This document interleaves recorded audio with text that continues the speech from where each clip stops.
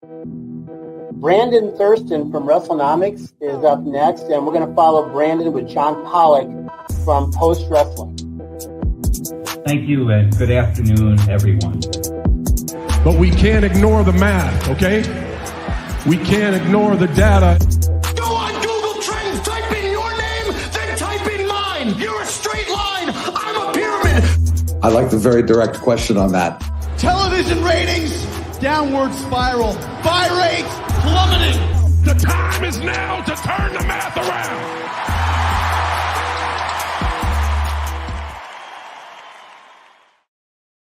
Hello, everybody, and welcome to Pollock and Thurston. How was that? Well done. Well done. That was our, longtime viewers. They'll get the reference. But welcome back to Pollock and Thurston, another edition. And I want to make a very clear, broad statement. The scandals involving WWE, Vince McMahon, still super important. And we're going to be discussing. Why are we even covering this? Why can't you guys just move on? Just move on. What's the big deal? Well, I think over the next hour, you'll understand what the big deal is. I think that most people listening to this understand the big deal. But if you want further context, Wrestlenomics Radio, a wonderful mission statement from one Brandon Thurston this past Sunday, if you want clarification, as you have been informed by people asking this question. And I will assume most of it is bad faith that it comes from. But if people are honestly asking this question, I think that if you want to summarize why we are still dedicating so much time, I think just in the some of the clips we're going to go through and just the news, like there's just a constant stream of new information that is coming out, or past events that are being viewed in a much different light and context now.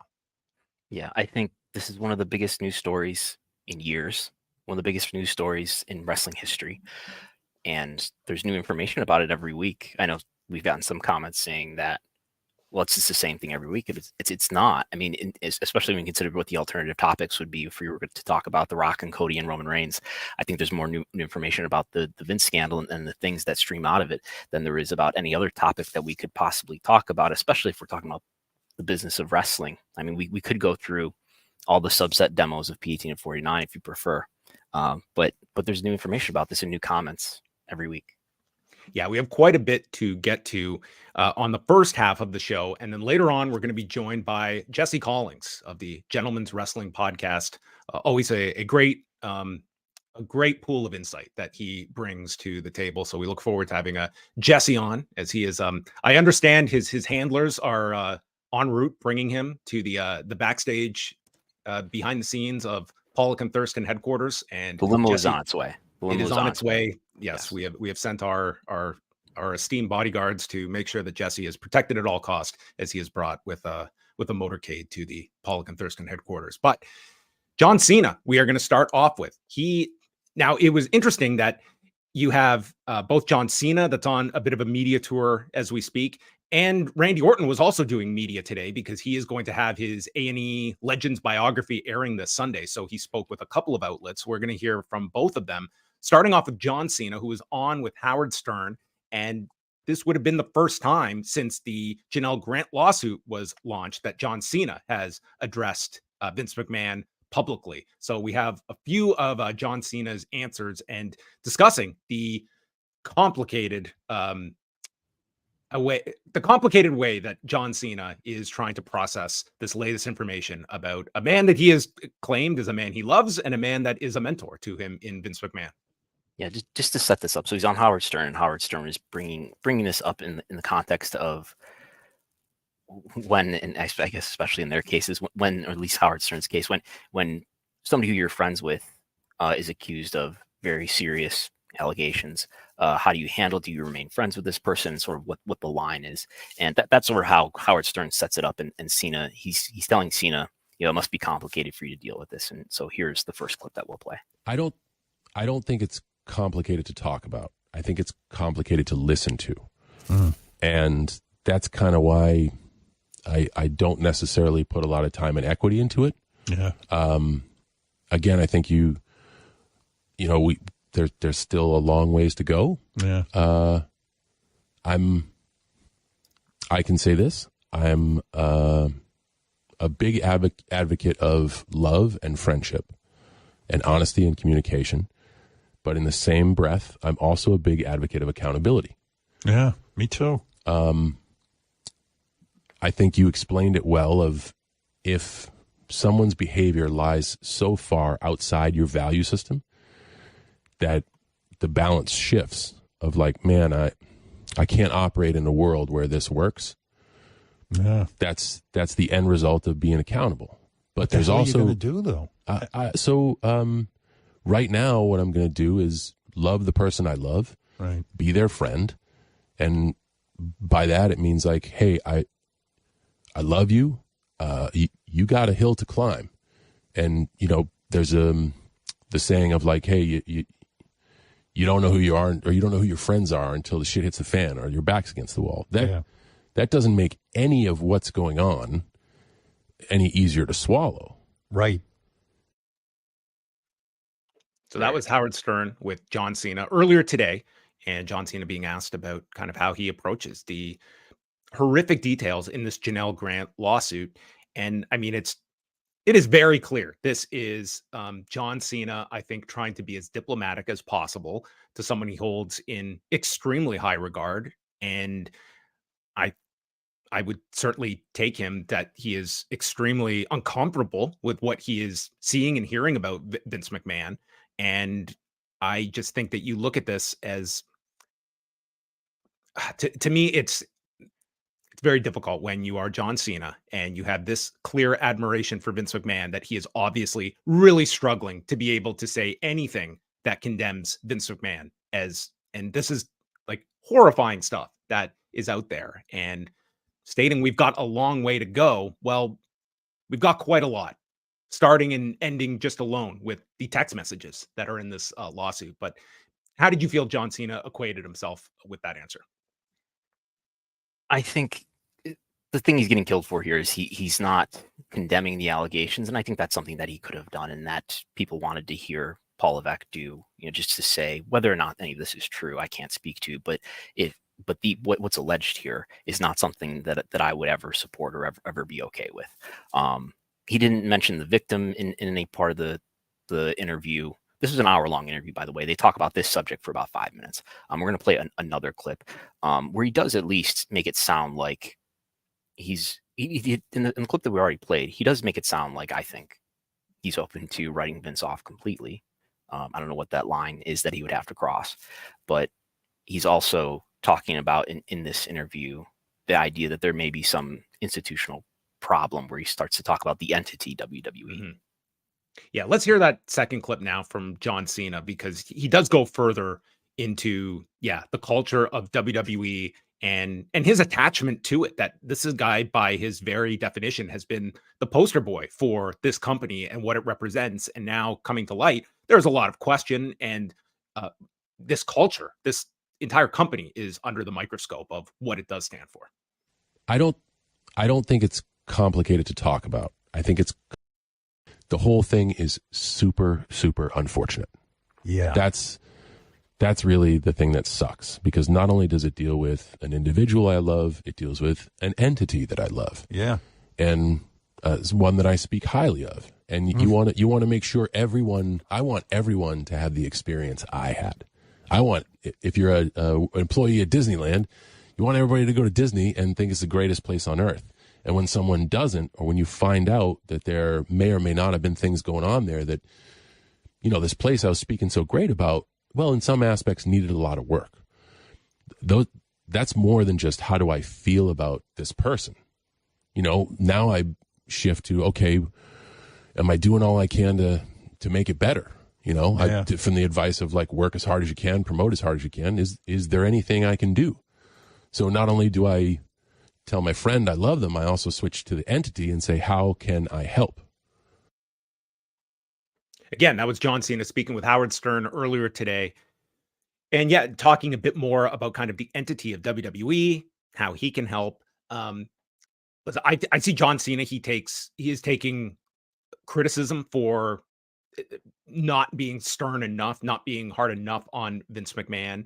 And I see different sides to that. Number one is that obviously there is not just a personal relationship, an extremely close personal relationship with Vince McMahon. That said, John Cena carries a lot of weight with what he says, and him being in this position, I think there is a responsibility to hold someone of Vince McMahon's power to account when you are in a public setting, on such a setting like this, where you are with a Howard Stern. It is, you cannot dismiss the fact that there is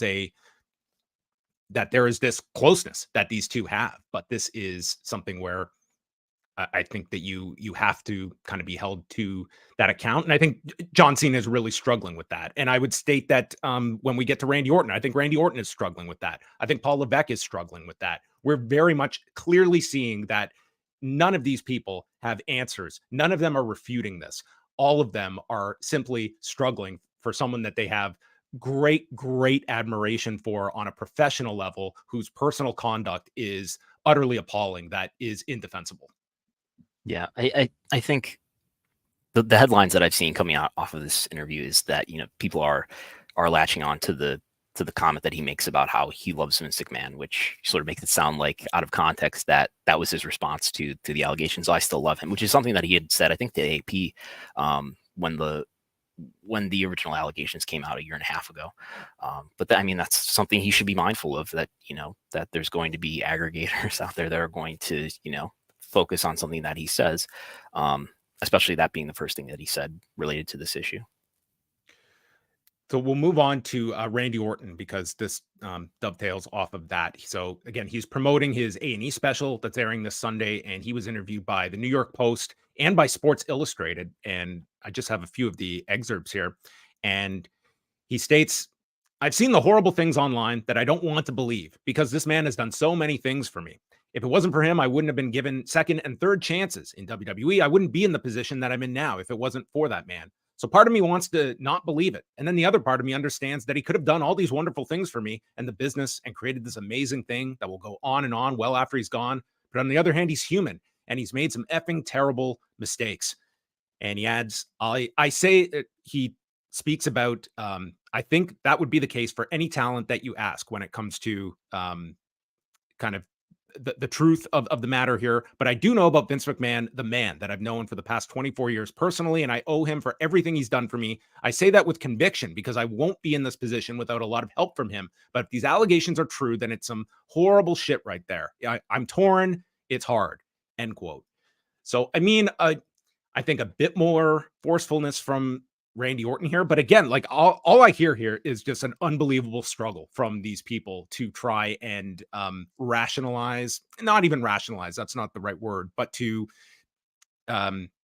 convey what is indefensible. And I mean, the line here about, you know, on the other hand, he's human and made some horrible mistakes. I mean, this is, that lawsuit, that is not humane treatment. That is not, those are not mistakes that I would just classify as, you know, human error, that, you know, we stumble and we learn as we progress. But certainly it's, I don't look at these performers as ones that are going to be like the sternest adjudicators of Vince McMahon. Like, these people are in situations where I think they are absolutely coming at it from the professional riches that they have received as a result of working under this individual. And they're in a position, though, where these are important figures, and these are people that I think it's very important that they make a stand that this is not representative of me, and this should not be representative of the company. But there are a lot of questions to be asked, and it starts with Vince McMahon, but does not end there. And we could point out too that concerning Randy Orton, there's WWE said that they were looking into a story that I think Court Bauer told about how when Court Bauer was a writer at WWE, it would be sort of a hazing tradition for him to expose himself to writers early in their tenure or something like that.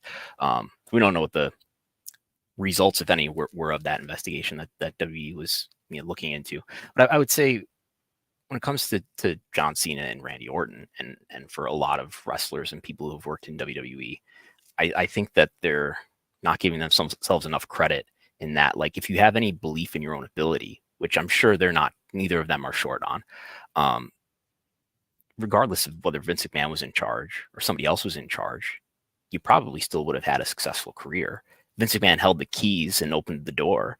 And I just think there's sort of a collective delusion from a lot of people who worked for WWE and under Vince that he like generously waved a magic wand over somebody's head to make them a star and to make them rich.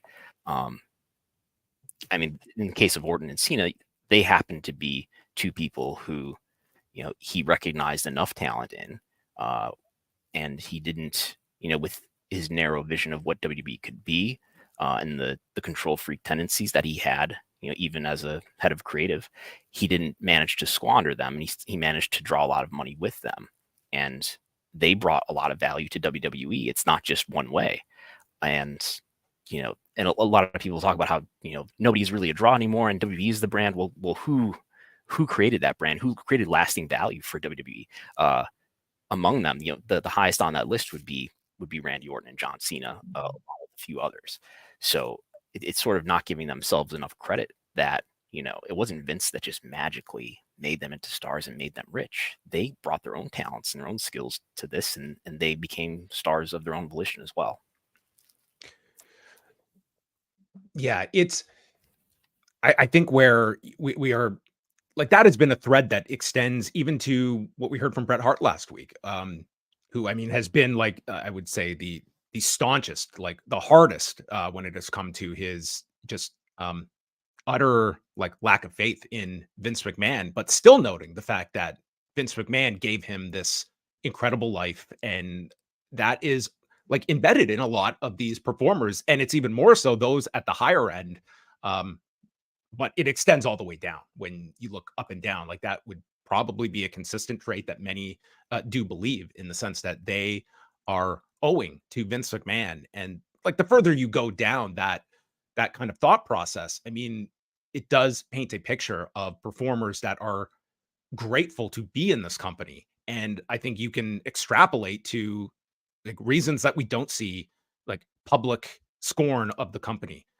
It like, you are trained, you do not rock the boat, you do not upset the norm, and this is You don't say anything that's going to offend Vince McMahon, for sure. nothing. I mean, you can, and I wouldn't even say it's like the similar structure that we see in the UFC, where, I mean, there's plenty of fighters that are very outspoken at times against UFC, and ones that will talk about certain controversial issues as it relates to fighter pay and such. Like WWE, like, it is, from a public standpoint, like, it is like you are on message when you're out there. And I think that a lot of it, it's just, this is a job that I do not want to compromise. And it's like, I am lucky to be here. And I think some of that sometimes is not equally distributed in terms of the value that these performers present to their given spots on a card, especially with two shining examples here in John Cena, Randy Orton. It's something I've been seeing on Sunday the last couple of weeks, I think, is that the thing that people will still protect. You know, we're past the 80s and 90s where people were protecting whether or not wrestling matches were not predetermined. But the thing that people will still protect is that, you know, Vince was, especially towards his latter years as head of creative at WWE, they would still protect the notion that Vince is a genius and Vince is this great creative mind. And it's just, I mean, look, he's gone now, and the business improved in a number of ways. For that matter, Kevin Dunn is gone now, and the production has improved. It's the thing that people still protect, and it's part of this story where you have people, at least, you know, today you have John Cena and Randy Orton hesitant to really condemn what he's done, or condemn what he's alleged to have done even. So yeah.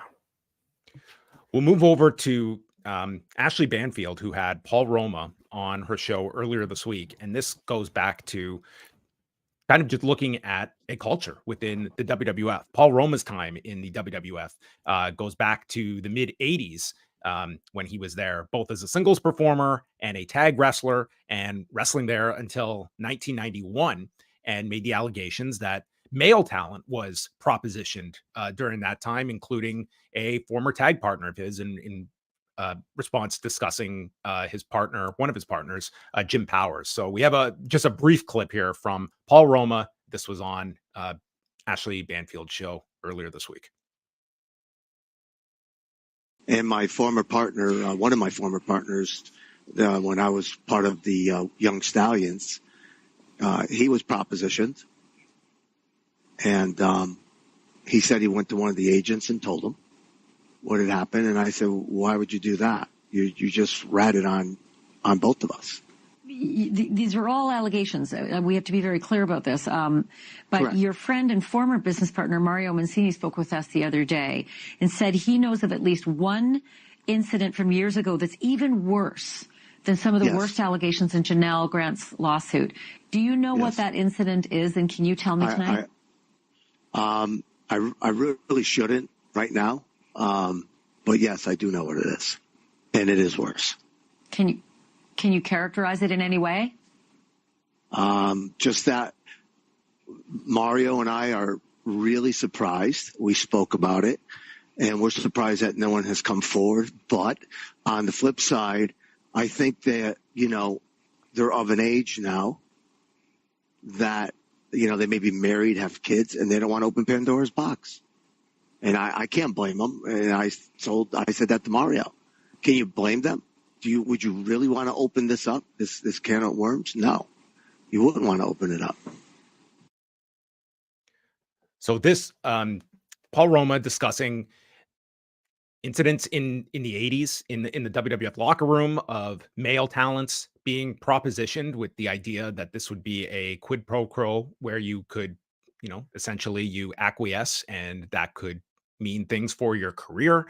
And then also this allegation from Mario Mancini that Paul Roma backs up of something even more horrific Paul Roma was very careful here. He was not naming names. And I think you saw certainly just in his demeanor as well, was being very careful too in what he said, what he did not say, and kind of leaving it at that. But it leaves you with a lot of just this continual light that is being shined on a culture beyond just one or two individuals.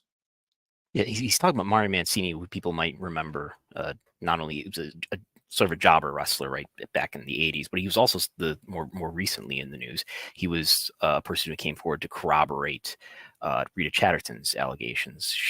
Rita Chatterton told him, I believe the next day, about the alleged rape that had occurred in the back of Vince's limousine in 1986. So he's someone who's been a part of this story over the last year and a half. We also had Lee Cole did an interview this week with a ring boy that came public who was just identifying himself by his first name of Sean and giving his account of what happened with him. He was a ring boy from 1986 to 1987. He came into the company when he was about 16 years old. He was out of Philadelphia. And this was one of the many ring boys under the watch of Mel Phillips, who was a ring announcer for the company and also like the ring crew chief that would be in charge of enlisting ring boys, and Sean being one of them. And you get this pattern that emerges as well about people that had come from broken families. Sean was in foster care at the time and staying on the road with Mel Phillips. At times they would frequently be in the same room together, depending on how many ring boys were there, sometimes sharing a bed together, and then getting into sexual abuse that went down from Mel Phillips. But this would be another ring boy that is at least going on the record about this, and the question of others that could be out there as well. We know of Tom Cole, who is deceased. He took his life in 2021. We knew of the name Chris Lose from the San Diego Union Tribune, and now this individual as well. Did he rent a room for you to be in with him? Yeah, we'd stay in the same room. And did you have separate beds, or was it like a king-size bed, or? I think it depended on how many people were with us. And when did you start feeling uneasy about how a grown man would act around you? Is there something that sent you signals that was like, wait a minute, something's not right here? Well, the one thing, Mel had this thing about your feet. So he would like wrestle you and grab your toes and bend them, and so, and then you'd be like, he's trying to make me submit to, this wrestling hold or whatever. So that's really where it started. Well, the FBI eventually got a video of a ring boy, and Mel was playing with the ring boy's foot. It was being filmed. And he said Mel used to try to take the foot and put it between his groin. And put it between his, yeah, he would do that. Oh, he would do that. And yeah. Okay. Or he'd sit on top, almost sit on, yeah. I'm almost sitting on my legs, pulling my toes and stuff. So this is consistent with other stories that you've heard come out regarding Mel Phillips, and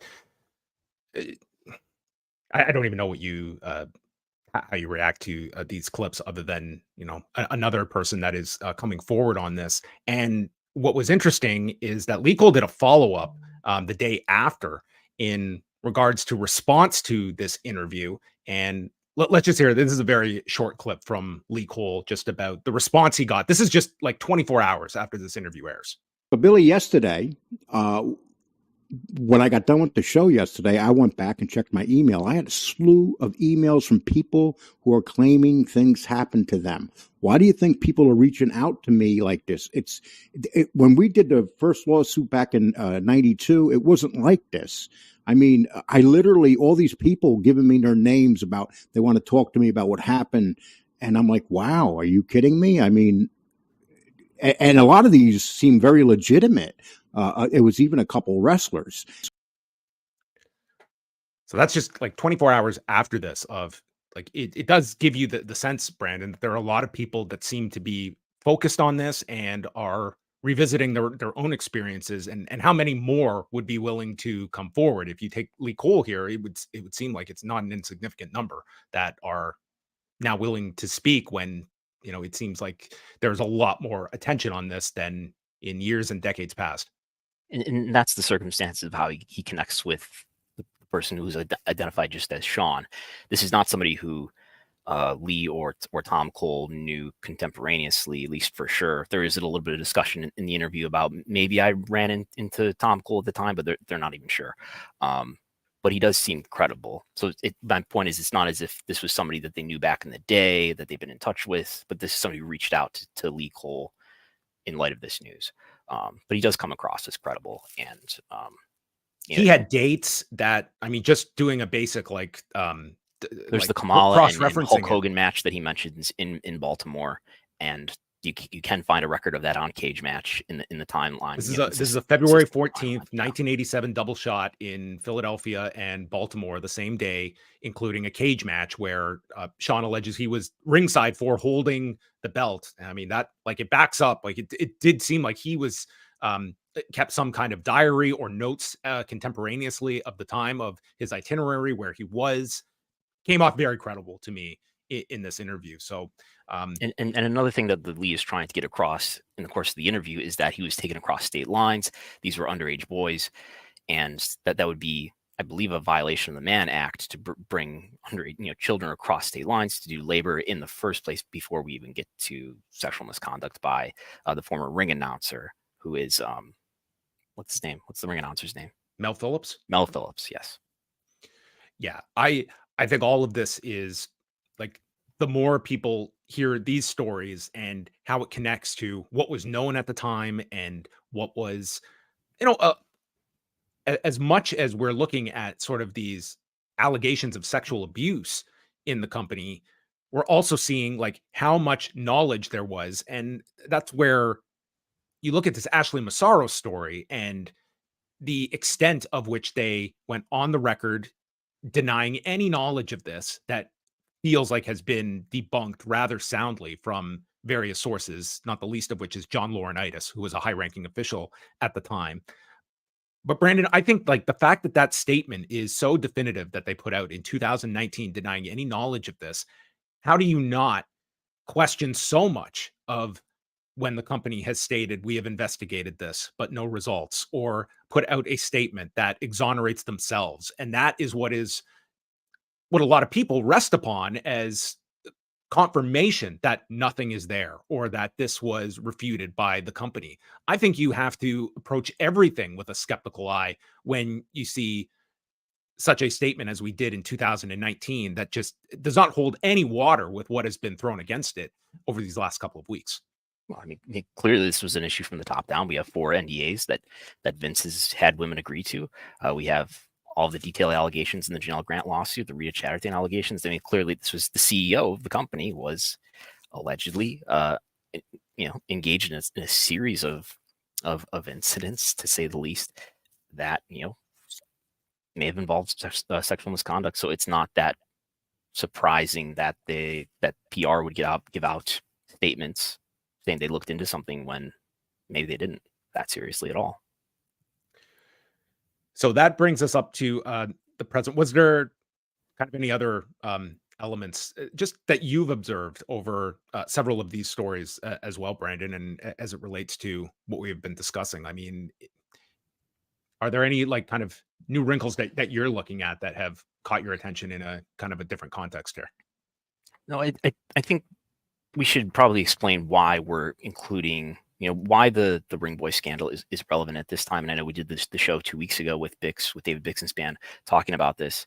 It just shows an overall history and pattern of, not being that against sex trafficking, sexual misconduct of various kinds across the history of this company, not taking it that seriously. And then ultimately in the last, at least in the last 15 years or so, we have a number of alleged incidents involving Vince himself, involving the CEO of the company, perpetuating this kind of thing. And I think one of the really important details that was sort of dug up when David Bixenspan did his piece for Business Insider was the fact that Mel Phillips was let go by the company in 1988. And it was he was brought back.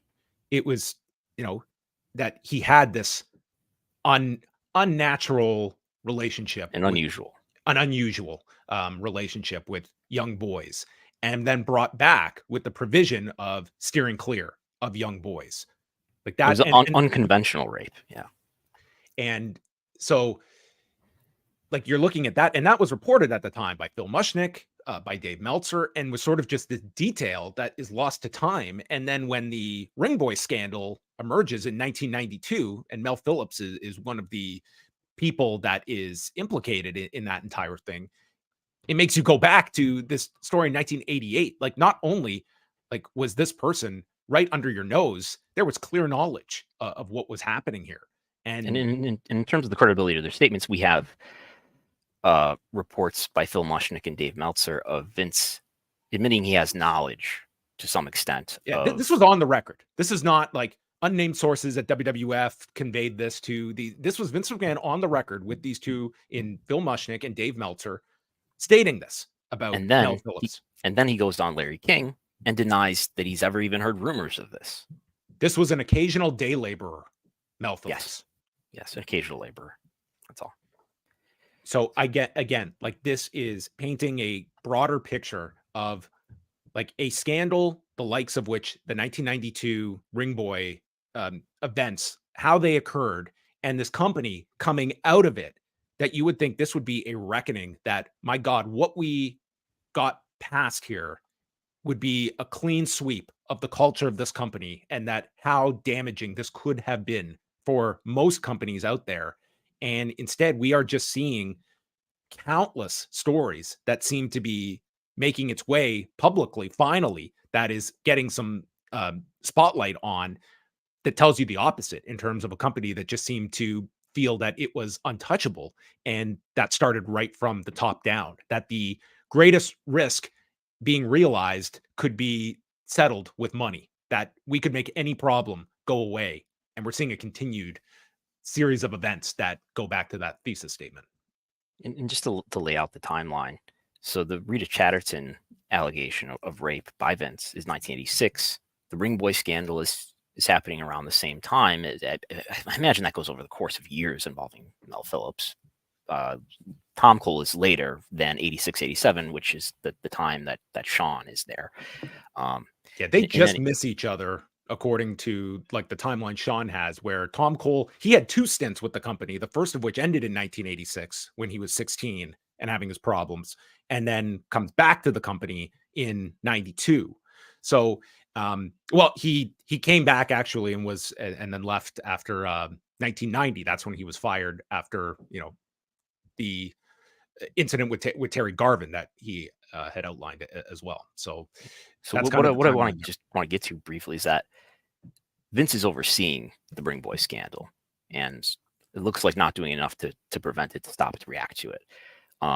What we have now in this more modern story is, in the lawsuit filed by Janelle Grant, at least 4 WWE corporate officers with knowledge of the relationship between Vince and Janelle Grant, which in itself, even if they are not aware of the sexual assault that is alleged to have been involved in that, you still have knowledge of basically an entry-level employee having a relationship with the CEO of the company, which should set some alarm bells off.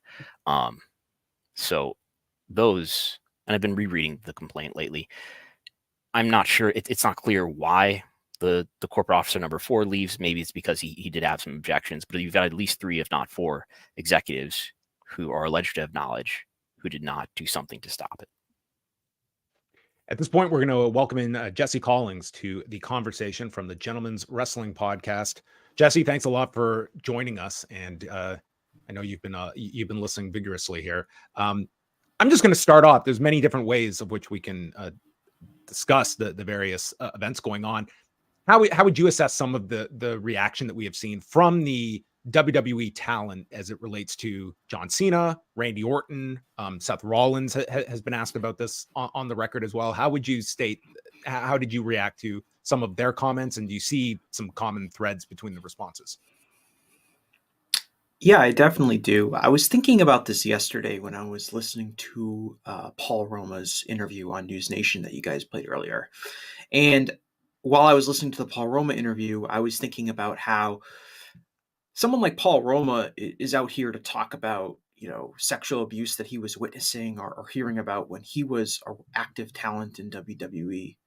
But we haven't heard too much from like any person of real name value, I think, with the exception of Bret Hart, who really went out of his way, I think, to condemn the actions in a way that no other really major star has.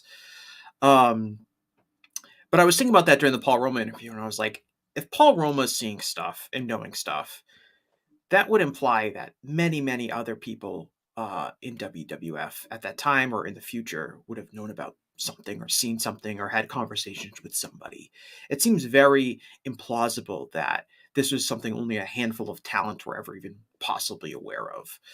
And I was thinking about that, and my conclusion, this was yesterday before I heard Cena's comments or read Randy Orton's, but my conclusion was like, the talent that has real name value, the talent that could still make money in wrestling, whether they're retired or not, is very apprehensive of getting on WWE's bad side. And that still to them includes getting on Vince McMahon's bad side. Because even though we're led to believe that, he's out of power, he no longer has any authority within that company, I think wrestlers, especially wrestlers that are still looking to make more money, whether that's, again, retired talent or active talent, they're still very apprehensive of going up and really condemning Vince and saying negative things about these actions, and even expressing sympathy towards the victims, which in my opinion, from what I've seen from pretty much all of these comments, whether it's Seth Rollins or Cody or Randy Orton or John Cena, I don't see any real significant and sincere sympathy towards Janelle Grant or any other potential victims that are, it's very much framed around their personal relationships with Vince. And I'm going to be very disappointed if this is true. And to me, I think this all stems back from a culture of Vince being in complete control of WWE. And in turn, these wrestlers feeling like Vince McMahon was in complete control of their wrestling careers. And as Brandon mentioned during his response earlier on this episode, the idea that like Randy Orton or John Cena, the only way they could have possibly have made millions of dollars was because of Vince's approval and Vince's belief in them, which to wrestlers of their generation, guys who were coming up in the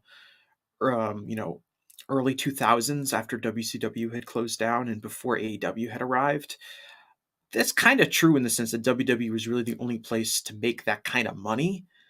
And I think that puts them in a certain frame of reference. And it kind of goes to show like how unique the wrestling industry is. I don't really know of anything else like this where one guy can have like one guy's approval is what determines whether or not you make it in an industry or not at all.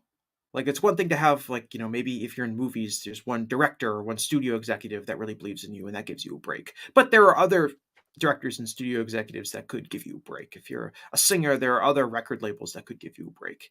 For people of John Cena and Randy Orton's generation, the sense really is it's just Vince McMahon. If Vince McMahon didn't believe in them, they would have never made it in pro wrestling, which maybe, as Brandon said, shows a lack of confidence on their behalf. But to me, comes across as like, again, the reason Vince McMahon was able to get away with these kind of actions for so long was because he kind of there was this idea that he had complete control over the professional wrestling industry and who got to make money in the professional wrestling industry. And everyone was so afraid to say something against him or to speak out or anything like that. And I think even though he's technically gone, that hold is still over a lot of wrestlers. It's still over a lot of people in this industry that will do whatever they can to try to protect Vince and protect WWE. It's almost like they can't even associate it away from themselves. I think someone like John Cena probably views an attack on Vince McMahon and an attack on WWE as a personal attack on him. And he's going to be very defensive about that. Yeah, I think there's a little bit of Stockholm syndrome there. And as far as like people still not being willing to really condemn what's happened here, I think if you look at, you don't know where WWE is in terms of like, if I say something that WWE disapproves of, are they going to look badly upon me? And that's going to result in me getting fewer opportunities. Because we haven't had a clear message from WWE, like separating themselves from Vince. And we can look at what Paul Levesque said. He would not say hardly anything about it. There's been a statement from TKO about taking the allegations seriously, but that is a TKO statement and not a WWE statement. And we don't really get a sense of how Paul Levesque feels about this or how Nick Khan feels about this. And Nick Khan has not spoken at all. There's definitely a sense of there being like a new world order in WWE post, Vince's resignation or Vince's most recent resignation. And it's definitely part of this is probably people unsure kind of how this new management structure is going to react to outspoken criticism of Vince, or perhaps outspoken criticism of the company. I think that one of the major things that we need to look at here is I think that there are wrestlers. Do you think there are people like wrestlers in WWE that think Vince is going to come back and be in power in the company? As ridiculous as it sounds, Jesse, I'm sure that there is a healthy percentage that are looking at this like they've seen who could have necessarily predicted in 2022 that he would return and look at it the same. There's always that thought that no matter what, like Vince McMahon is like a cat that is going to land on his feet somehow. That I'm sure there is that thought that it's just this is the family that has run things, and the idea of Vince McMahon being back in power is not something they're going to shut the door on. Definitely. If there's a belief to be had or a conspiracy theory to conjure, you will find wrestlers who believe in it. As we've discussed, though, that situation where Vince did make his comeback in early 2023 was very different because of the voting power that he had then that he no longer has now. Right, but and I agree. Like logically, it seems much more difficult for Vince to get a path back to power. But I think there's this notion that maybe the coast isn't clear yet to bury Vince publicly. Because there's this fear of him coming back into power somehow and him being able to influence the company that would negatively impact careers. And so I think that's something that we probably need to be mindful of and to keep an eye on as perhaps maybe more time goes on and it becomes apparent that Vince really can't get back into power if this is still a story being discussed. And there's probably many, many twists and turns that are going to be coming from it. How outspoken criticism within the WWE family or the WWE wrestlers. If he's indicted on criminal charges, what happens then? I think a lot of people will still believe that Vince will beat the rap and he'll be back in power. He'll beat the government again. Yeah, I mean, because look, he looked like as John said, like he looked like he was gone for good in just a year ago or just 2 years ago in 2022, and he came back. So I'm sure there's a belief there that he's going to be back in power. Or there's still a lot of people that have tremendous loyalty to Vince that are in very prominent positions in the company, who are probably going to be very defensive of Vince's legacy and Vince's image, and those are people you might not want to make upset if you're a talent by being an outspoken critic of it. And so I think there's that whole dynamic in play too, that Vince's tentacles go far beyond just Vince's presence. It's one of the aspects to the Ashley Massaro case that has either not been focused on enough or has been misconstrued is her message that she sent to WWE in 2018. And for those that read the language, nowhere in there is she recanting her admissions to the company or walking back her allegations. What it told We're me talking about is, Ashley Massaro, right? Yes, with Ashley Massaro, is that here is a company that has a vacuum of power that if you want to work in this industry, this is the company that you need to be on good terms with. And that's what I think most people that read it, that was your takeaway, that even through this awful traumatic event, this is Ashley Massaro that is trying to foster some kind of relationship with this company for preservation of remaining in this industry in some capacity.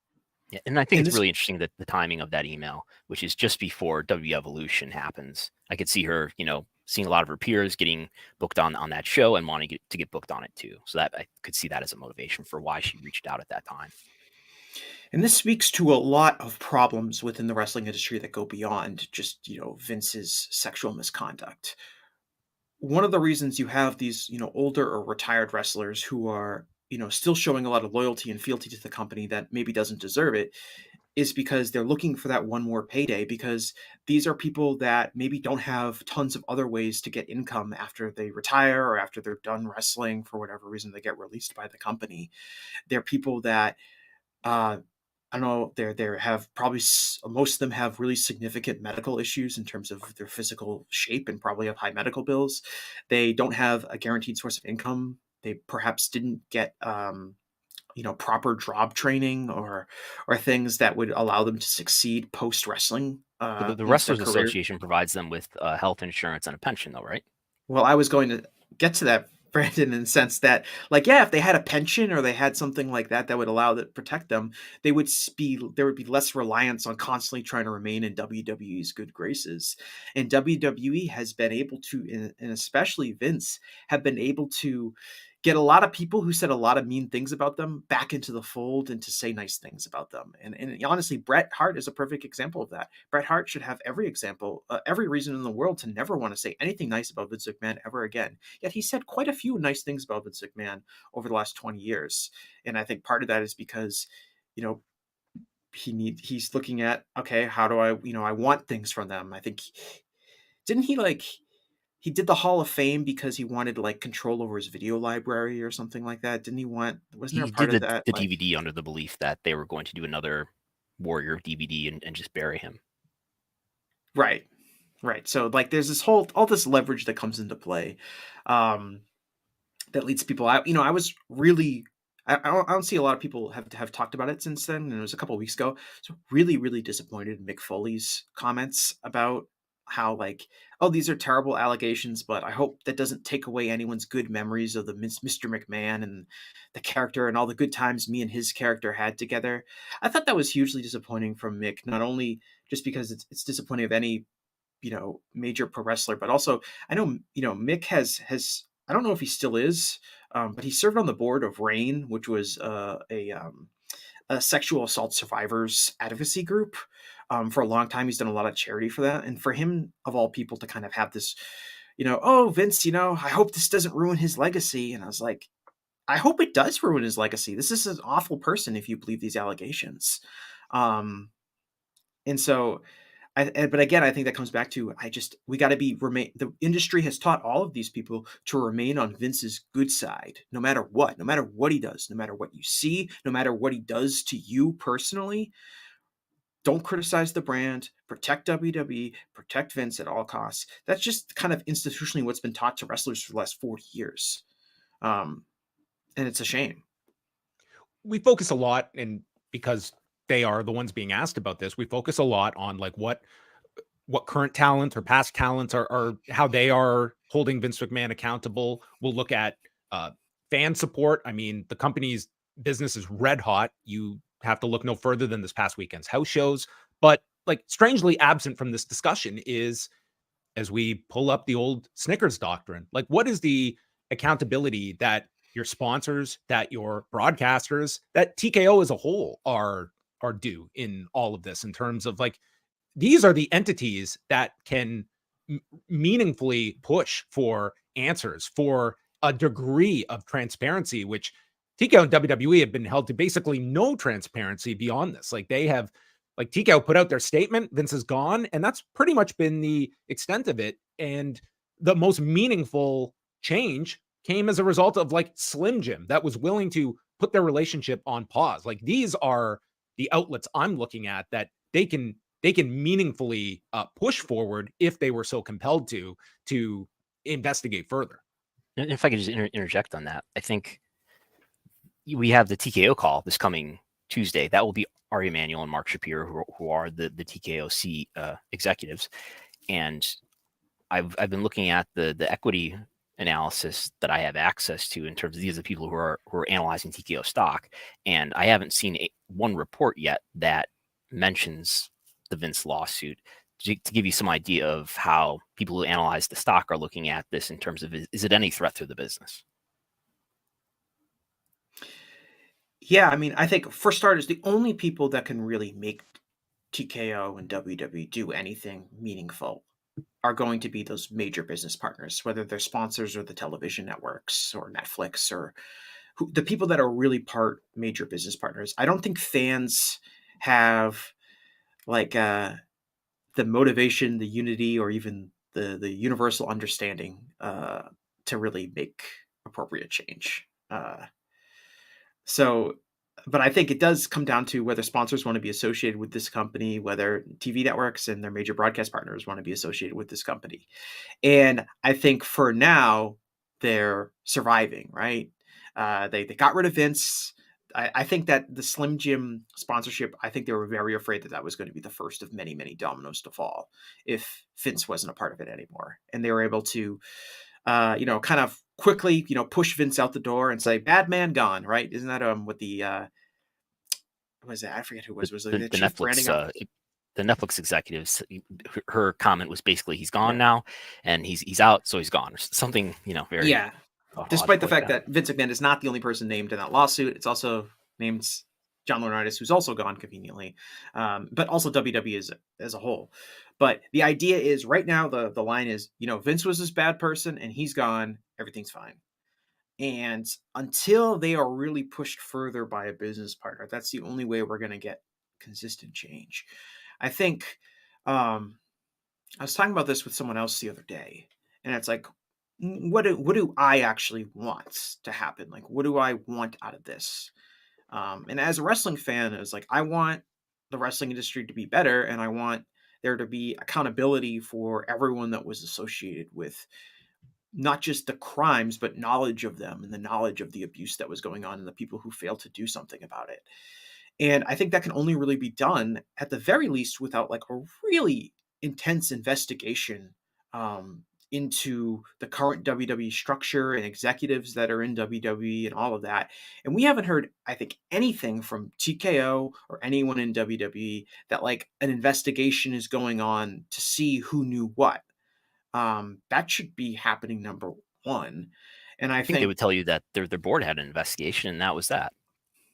Right, the board was investigating. Yeah, okay, well, that has some other questions associated with it as well. And then the other thing I would really like to know, and I know, in the aftermath of this, Paul Levesque was asked about it during the Royal Rumble press conference. I believe, Shawn Michaels was also asked about it during the NXT press call a couple of weeks ago.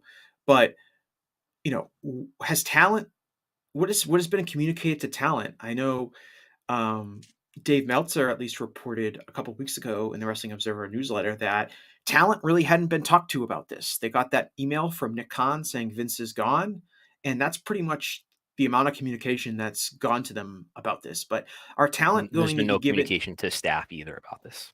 yeah, yeah, and that's a great point because Janelle Grant wasn't a talent; she was a staff member. So, And I specifically asked, has there been any message beyond he's resigned? And I was told no.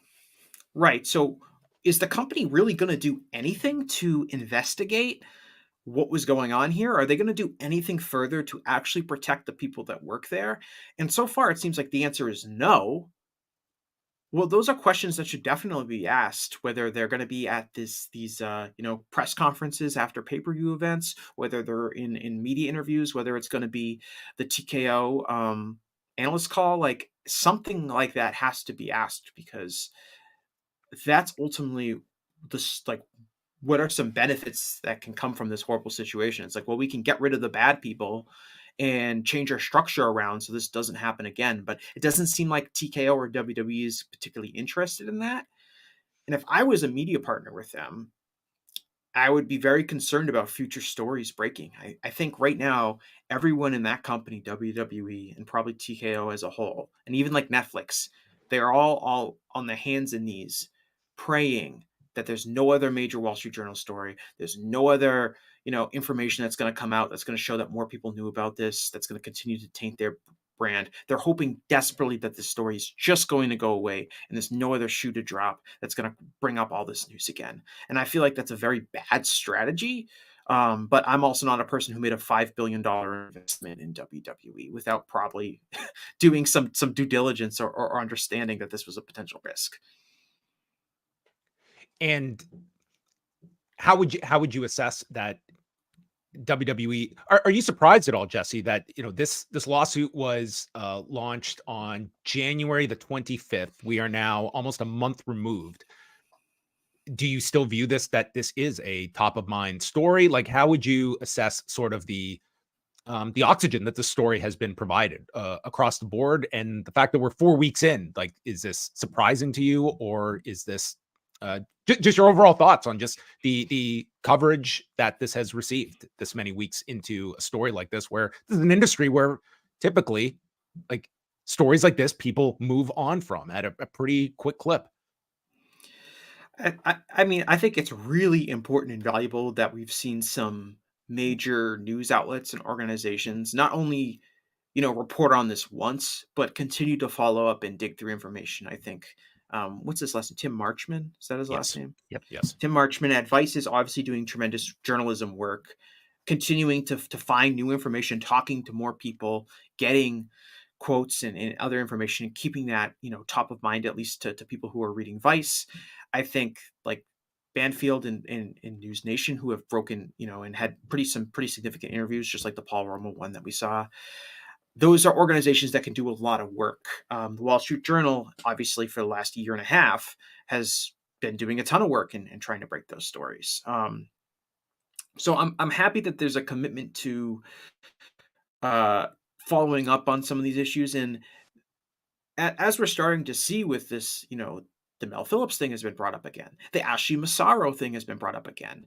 We're probably going to get a major thing on the Nancy Argentino story from one of these major outlets in the next few weeks. That wouldn't surprise me at all. We, as wrestling fans and people that know the history, know that there is almost an endless supply of controversies, scandals, things that were probably swept under the rug associated with Vince McMahon and WWE. And if a major news outlet wants to continue to look for them, they're going to be able to find them. And it's just about, I think, increasing that pressure on WWE to change. It starts with media coverage, starts with people being concerned about it, starts with, press relations and things like that. And hopefully that spills over into the people that can really make something happen, which are the major business partners. To either of you, what kind of coverage do you expect over the next few days? WWE is holding this press event on Thursday night in Perth ahead of Elimination Chamber. Presumably they'll be doing a press conference after the show. I don't know if that's confirmed or not. The Thursday one, I mean, I would be led to believe this is going to be closer to the pep rally we saw in Las Vegas rather than a press conference like setting where you might Or like be. they did the press events before the Backlash show in Puerto Rico and the stuff that they've Right. done before the Saudi shows. Saudi Arabia. Yeah. For me, it's hard to tell just because I have no idea what the media presence is going to be there. I imagine there'll be almost none of the same people that were attending the Royal Rumble press. Are you going, Brandon? No. Paul Levesque looked around the room at the end of the last press conference. If you missed it, and he said, "I assume I'll see none of you in Perth." So, yes, they literally could not have picked a further away location to run this event than Perth, Australia. I imagine it's going to be a lot of local media. I imagine this is a major event for Perth. They don't get an enormous. Are we sending amount Dickie Bird, John? They didn't get an enormous amount of international events, although they're a large city. But I don't expect. My expectations are extremely low. I do wonder if there's local media there, like the major news outlets that cover Perth and Western Australia are going to be asking questions about Vince or the current scandals, because I'm sure that they're aware of that. I'm really interested in kind of the whoever is paying. Brennan, do you know who's paying the site fee for this event? Like what authority is paying for that? I think it's is it the province that Perth is in? Western Australia? I think so. Like the Western Australia Tourism Board or something like that. Someone is paying for this event to happen, and they're using Australian tax dollars to do it. So I'm very curious to know if politicians are going to be questioned. I know of some people that have written to their politicians saying, why did you spend taxpayer money on, bringing in this wrestling show with this tainted company? But I'm kind of curious to know if there's pressure on them, because that's kind of another wrinkle to this, right? WWE really wants to be able to sell these shows and these events to metropolitan areas and cities and different countries and things like that. And that's kind of another major business partner that's getting into play. And unlike, say, Netflix or Slim Jim or whoever their other major sponsors are, they're using public money to do that, right? We're going to use, if we're in Nashville, we're going to pay for a site fee to bring, SummerSlam to our football stadium. That's using public money, and that gives the members of the public, at least some more credibility and voice to say, like, wait, should we really be spending our money on this company and giving this guy money? I think that's kind of interesting because it's adding an additional business partner that has a public voice to it. There's also the question, I would say that's interesting, is that of Dwayne Johnson, who not only is going to be promoting WrestleMania this year, but you have the UFL launch. Like he is someone that is going to be pretty public over these next few months. And this is a guy that doubles as a board member now. Again, of the media that Dwayne Johnson is going to be doing, my expectation level of him being asked about these topics is very low. But he's going to have a more significant profile as he is in the promotion of these various events that are coming up in the next 2 months. Yeah, I mean, one of my just theories on like why the creative around this WrestleMania main event and Cody winning the Rumble and challenging Roman and then giving the shot to The Rock and then not maybe giving the shot to The Rock. One of my theories is just that The Rock was kind of hesitant to see what kind of reaction WWE was going to get after this Vince scandal broke. And then maybe threw some creative plans in flux to kind of wait to see, do I actually want to associate with this company right now? They seem pretty hot in terms of speculation that's placed on them.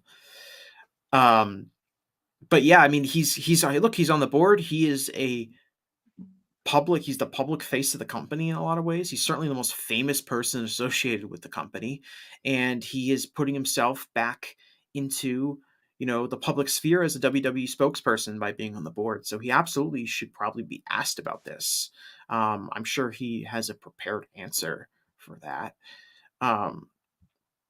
But it's a win, I guess, for WWE in the sense that they can kind of push Vince out and then replace him with The Rock, who people are under the assumption that he's kind of like a universally beloved figure. And he's What do obviously you very think of the timing of Rock joining the board? Just, I mean, 2 days before the lawsuit comes out. If there's any knowledge of the lawsuit about to come, that Well, I think, yeah, I mean, The Rock joining the board seemed like kind of a joint announcement with the Netflix deal, right? If I'm remembering it correctly. was like an hour apart. Yeah. Yeah. So I think their idea was like, this is going to be our big day. We're going to Netflix, and look, The Rock is going to be back, and The Rock is going to be part of our company. I guess I tend to side on that being coincidental. Now, perhaps they knew it was, the story's coming out, and we got to get this news out first to do it. I just can't imagine they're putting Vince front and center at that New York Stock Exchange photo op if they have that kind of knowledge that this guy's going to be radioactive in 2 days, or even in the immediate future, even if they don't know the date that this is coming. It just, I'm kind of with you, Jesse. I think that that makes for a theory, but one that I'm not touching Vince McMahon in that kind of a setting. And if I'm Dwayne Johnson, having like this photo op with Vince McMahon right before this is all about to come down. Yeah, I would like to ask a lawyer, like, how we got a 67-page complaint here. How likely is it that at least 2 days prior to that complaint being filed, is it that the defendants would have knowledge of that complaint coming out? Yeah. It's a fair question. It's one that certainly could be raised. Yeah, I mean, I think they definitely knew the complaint was going to come out. I bet you they knew that the Wall Street Journal was doing an article on it too. I imagine Wall Street Journal reached out to WWE within 2 days of the story being published, a story that big. So I imagine they had knowledge of it. It just comes down to, like you said, John, like having Vince front and center, and then just 2 days later noting that he was going to be this radioactive. Obviously, maybe they didn't quite.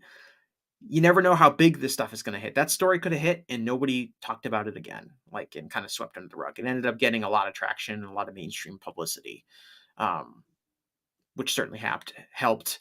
I would be really interested in knowing from the Wall Street Journal perspective, if they were obviously, to me, working on the story well before the Netflix announcement was made official. So I'd be curious to know if they've been, we had this story, we've been working on it. We've been working on it for a while. We've talked to the victim's lawyer and all that. And they saw, WWE in the news, and they saw Vince McMahon at this New York Stock Exchange. And they were like, okay, WWE's big now. They're in the news. This is the perfect time for us to drop this bombshell of a story. Because people are already going to be searching WWE, Googling Vince McMahon, all that kind of stuff from an SEO optimization point. It was the perfect time to release that story when people were already talking about WWE at a very accelerated rate. You also have the Royal Rumble coming around, which, is also a great time to cover WWE because, again, people are going to be searching for WWE. It's going to be trending on social media. It's a great way to get eyeballs on whatever you're doing. The lawsuit was filed the same day. Like, they clearly got a heads up in terms of, like, I couldn't find it on Pacer. I had to go into the Connecticut District Federal Court to find it, but unless they coordinated that with the plaintiff. And there's also the idea that even if they have knowledge that a suit could be forthcoming, could they have possibly imagined the level of detail that would be in this suit? And just having the belief that, listen, we've already covered this story. Like, we got through it once. This is just going to be a rehash of what came out 2 years ago, and not having any idea just how detailed this would be. That would just put this quote unquote consensual relationship, as Jerry McDivitt put it, putting into context that this was anything but, and getting into every graphic detail imaginable.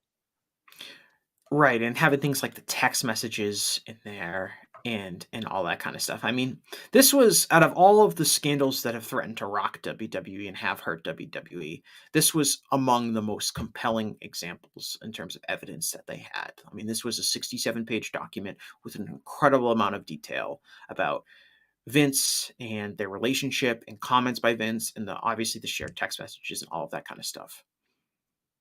Yeah, and the text alone, I think that was such a dead ringer for so many people. That, I mean, that's like at the core of this. It's like, if you can't dispute the text messages, I mean, that's and those texts have not been disputed. Not at one time were the text messages disputed by even Vince's attorneys when they commented on it.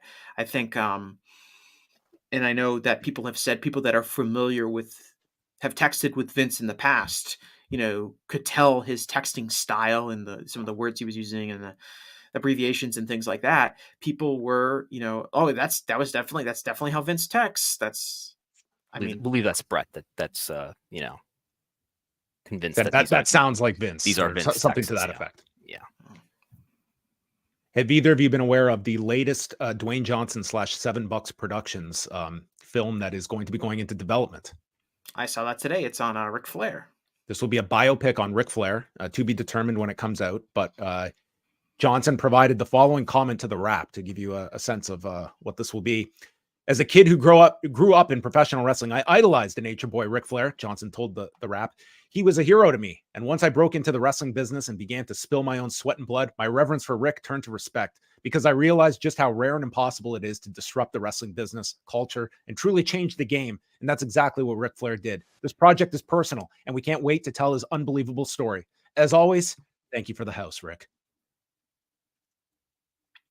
I like how the photo was credited as Ric Flair with a K. Is that a different Ric Flair who happened to have that photo? Oh dear, Flair? Oh dear, the Wrap. Come on. I mean, you got to a bit of an error right there. Yeah, off the top.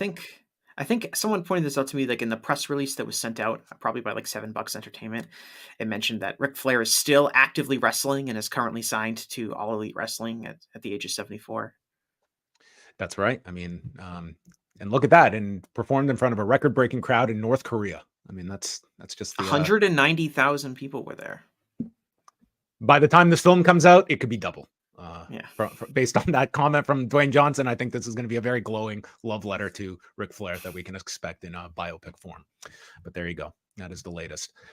Well, Jesse, tell us a little bit about kind of what you're going to be looking at in the near future on the Gentleman's Wrestling Podcast. Do you have any guests lined up, or you've dedicated a couple of shows to this, including a really great look with Trevor Dame recently about sort of the coverage of this entire story and sort of just the culture that comes with these scandals within professional wrestling fandom and the approach to it. Yeah, I had my last episode, as you mentioned, John, was really talking about kind of where wrestling media is. And I know we talk mainly about mainstream media today, but the wrestling media obviously has a role to play in this as well, especially when in terms of keeping this story on the minds of fans and things like that as more time goes by. The wrestling media has a lot to offer, just from like an institutional knowledge perspective when it comes to analyzing these stories. So I think that's really important. That was our last episode. I don't have an episode coming out this week. I'm going to be traveling. I'm on vacation starting tomorrow. So have a little bit of a delay, but upcoming episodes I'm going to have a mailbag episode at some point in the next couple of weeks. I'm also going to do an episode looking at New Japan Pro Wrestling and kind of where they're going. They're obviously in some difficult circumstances, having lost, Okada as well as Will Ospreay, and kind of financially where that company looks like they're headed in 2024. I also wrote an article for voicesofwrestling.com that ran earlier this week. It was on looking at how this idea that AEW needs to have like a big star, and the idea that AEW needs like to have like this Hulk Hogan, Steve Austin, John Cena, Roman Reigns like top figure in their company is kind of a lesson that WWE has kind of taught to fans, and whether or not that's a model that AEW should be trying to find. But as it's being shared right now on our screens, you can check that out at voicesofwrestling.com. Check out all of Jesse's fine work on his latest show as well. You can hear about his thoughts on the media as a whole and Jesse's own issues with television journalists when it comes to scrums as well. Not a fan. Not all. Won't paintbrush, but some. Yes. So there you go. Check out all of that. Brandon, you're back this Sunday. Wrestlenomics Radio. Yes, I'm back. I guess we will get the unofficial Elimination Chamber post show from Brandon Thurston. That's right. Yes, I'm gonna have to. I will be recording it after 5 a.m. But when is that show gonna end? It's gonna be like a post show. Are you guys doing the post show at the same time, head to head with me? No, the show's Saturday and you're Sunday. Oh, it's Saturday. That's You're a right. day Okay. apart. Yes. All right, I'll be we're fine going then. to be up at noon Eastern on the Post channel, chatting about Elimination Chamber and whatever else happens. Maybe if there's a press conference, I might watch the press conference as well, which is something I don't always get a chance to do immediately after these shows. So that's coming up this weekend. We can also tell you our guest for next week. Brandon and I, we've got to get on track here and start booking guests in advance. So we have been talking a lot about the Ring Boy scandal and the contrast to sort of the present day scandals WWE is going through. And I thought it'd be a real interesting person to chat with, who was very heavy on the coverage back in the early 90s. And that is John Arezzi, formerly of the Wrestling Spotlight radio show. He's written a book, Mat Memories, that is out there. And he was somebody that was like going to shows at the Garden when he was younger with Mel Phillips. Like he was friends with him and then learning of like all these horrific accounts of people's involvement with Mel Phillips. So John Arezzi will be joining us next Wednesday on the show. This is if you've seen the episode of the Phil Donahue show about the Ring Boy scandal, he is on the stage for that. Yes. So that can be everyone's homework. You can go read Mat Memories and watch the Phil Donahue show over the next week. So I know many people have that favorited on their watch later list on YouTube. So you can go check that out. Jesse, thanks so much for joining us. It's great to catch up with you. And we will be here next Wednesday, 3 p.m. Eastern time. It's Pollock and Thurston.